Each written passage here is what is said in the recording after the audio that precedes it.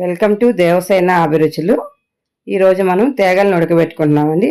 ఆంధ్రలో తేగలు అంటారు, తెలంగాణలో గేగెలు అంటారండి.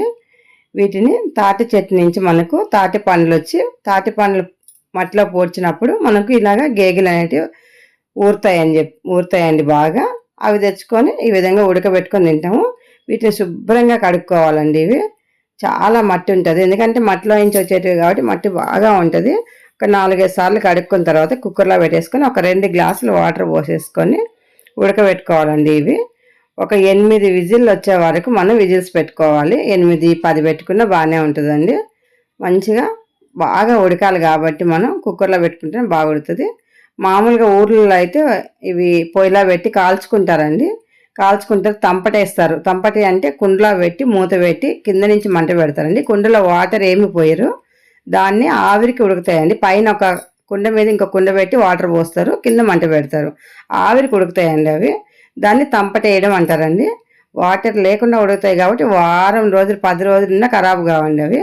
మనం వాటర్లో వేసి ఉడకబెట్టుకున్నాం కాబట్టి ఇవి ఎక్కువ రోజులు ఉండవు, కానీ టేస్ట్ మాత్రం చాలా బాగుంటాయి. ఇట్లా ఉడకబెట్టుకుంటే కూడా అవి బాగుంటాయి, ఇవి బాగుంటాయండి. చూడండి, ఈ మాదిరి పొట్టు తీసేసేయాలండి. పొట్టు తీసిన తర్వాత ఒక పల్చటి పొరలాగా ఉంది కదా, అది కూడా తీసేసేయాలి. ఈ పల్చటి పొర కూడా తీసేయాలి, పైన పొట్టు కూడా తీసేయాలండి. ఇవి తీసేసిన తర్వాత మనం ఇవి తినచ్చండి. కాకపోతే ఇవి అందరూ తినరండి. ఇవి అలవాటు ఉన్న వాళ్ళే తింటారు. రెండోది తెలిసిన వాళ్ళకి కొంతమందికే తెలుసు, అప్పటి వాళ్ళకి అందరికీ తెలుసు. ఇప్పుడు పిల్లలకి పెద్దగా తెలియదండి వీటి గురించి. తినమన్నా కానీ అదే నాకు వద్దులే అనేస్తారండి, ఎందుకంటే పీస్ అనేది ఎక్కువ ఉంటుంది ఇందులో. ఆ పీస్ ఎక్కువ ఉండడం వల్ల పిల్లలు చాలామంది ఇష్టపడరండి. కానీ పీసు పదార్థం కాబట్టి మంచి ఫైబర్ అండి ఇది. ఇవి పచ్చిగా ఉన్నప్పుడు మనం బాగా ఎండబెట్టేసి పొడిగొట్టేసి ఒక డబ్బాలో పెట్టేసుకుంటే బాక్స్లో రోజు ఒక స్పూన్ తిన్నామంటే మలబద్ధకానికి బాగా పనిచేస్తుందండి ఇది. రోజు పడుకునేటప్పుడు ఒక స్పూన్ తిని పడుకున్నామంటే మనకు డైజెషన్ ప్రాబ్లం అనేది ఏమి ఉండదండి, మంచిగా ఉంటుంది.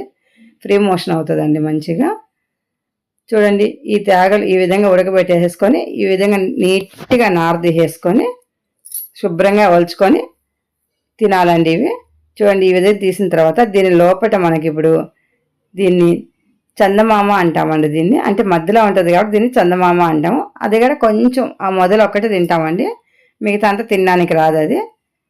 ఈ తేగ మాత్రం ఈ విధంగా ఒలుచుకొని పీస్ తీసేసి అన్నీ ఇట్లా ముక్కలు ముక్కలుగా చేసుకొని తింటే బాగుంటుంది. తింటుంటే పిండి పిండిగా ఉంటుందండి. ఇది మంచిగా పిండి పదార్థం అనేది చాలా ఉంటుంది దీంట్లో. పీస్ పదార్థం కన్నా పిండి పదార్థం ఎక్కువ ఉంటుంది ఇది. అందువల్ల తింటా ఉంటే ఇంకా తినాలి అనిపిస్తుందండి. అంత బాగుంటాయి, అంత రుచిగా ఉంటాయి ఇవి. ఈ రుచి తెలిసిన వాళ్ళు మాత్రం వద్దనుకోలేరండి. తప్పనిసరిగా మీరుగా తిని చూసి ఎలా ఉన్నాయి చెప్పండి మాకు.